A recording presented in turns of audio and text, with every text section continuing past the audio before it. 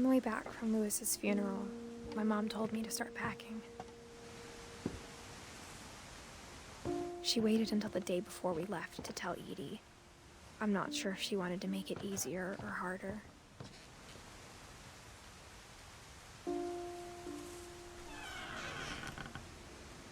I wish we'd stayed.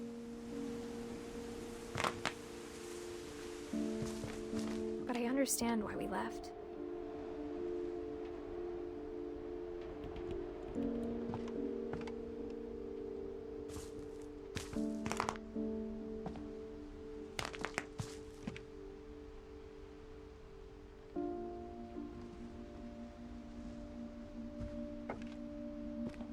My mom ended up leaving everything behind.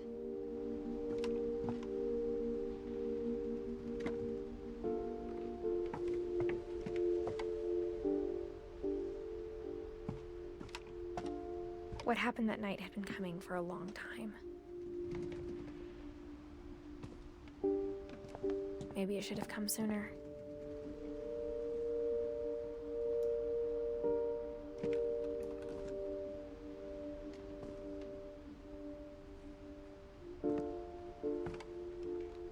But it had to end one way or another. All that's left now is to tell you about that last night.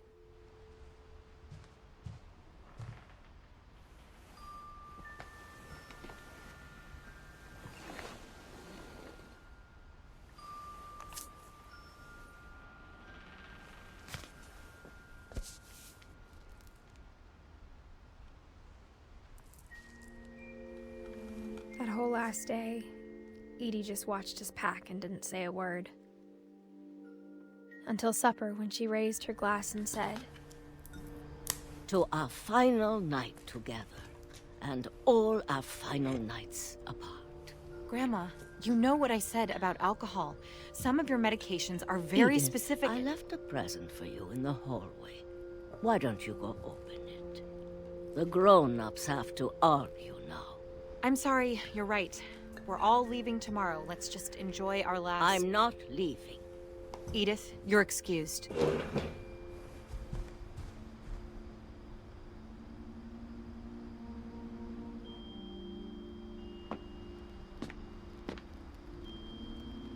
The power had been shut off that morning, but Edie always had plenty of candles. When my mom sealed the library, I don't think she knew about the other entrance.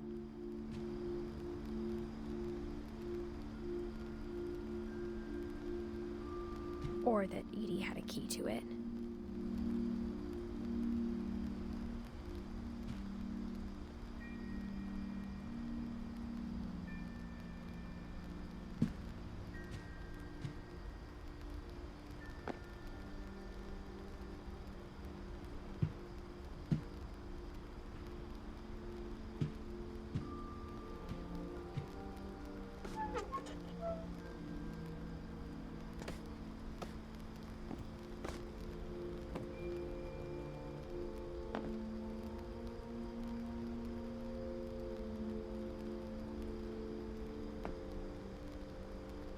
The thing you're afraid of isn't going to end when you leave the house.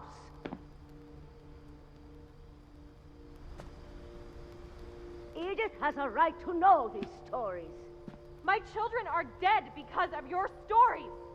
I think it's best if Edith and I leave tonight.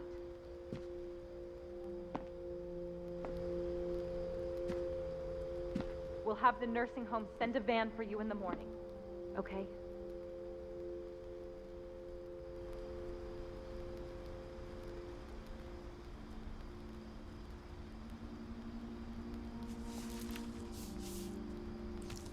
Dear Edith, there's so many stories I wish I could tell you, but there's only time for one.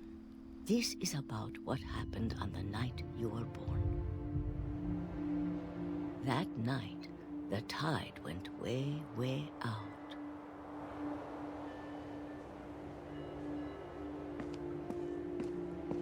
It was the first and last time I ever saw the old house aground.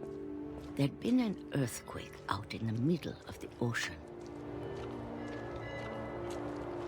They called it the lowest tide in 1,000 years. God, it smelled awful.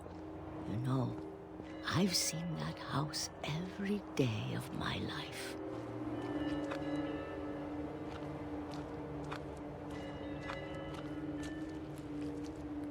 But I never thought I'd go back to it.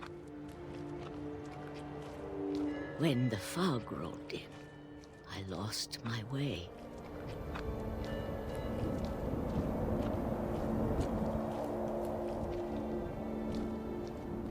I got turned around.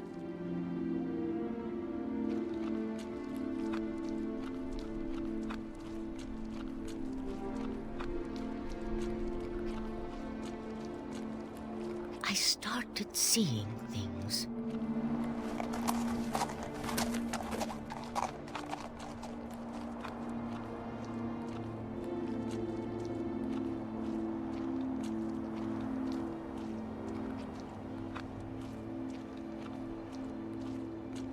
Things I'd forgotten had ever existed.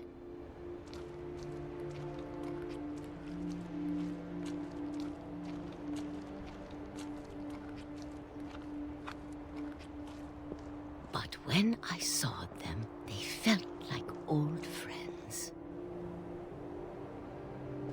That night, a lot of things came back to me. Or maybe I came back to them.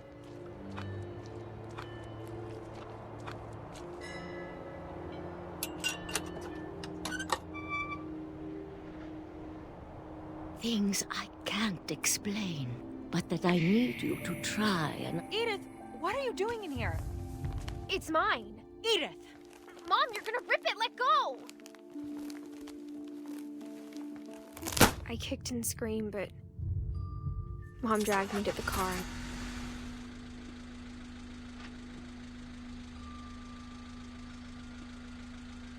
I never saw Great-Grandma Edie again. The next morning, the van came to pick her up, but she was already gone. After that, we moved around a lot.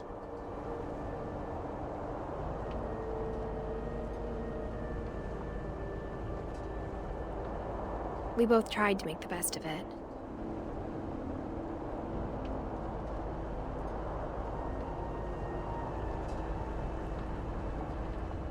A few years went by.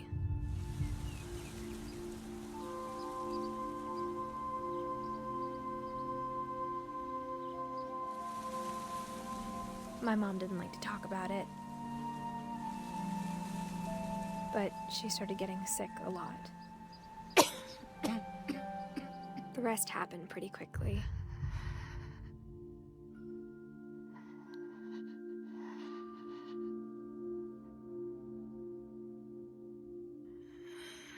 She got better for a while, and then she didn't.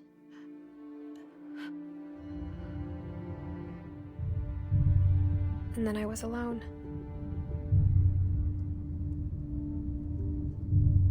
The last Finch left alive.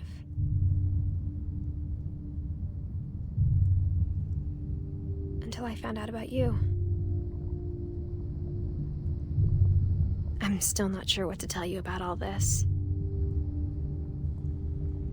If we lived forever, maybe we'd have time to understand things. But as it is, I think the best we can do is try to open our eyes. And appreciate how strange and brief all of this is.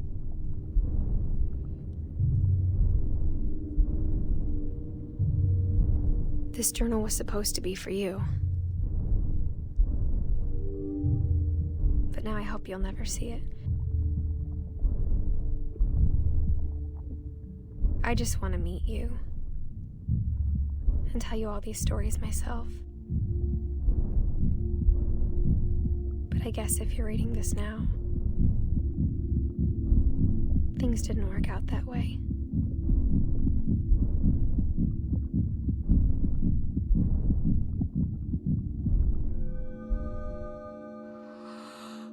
This is where your story begins. I'm sorry I won't be there to see it. It's a lot to ask, but I don't want you to be sad that I'm gone. I want you to be amazed that any of us ever had a chance to be here at all. Good luck.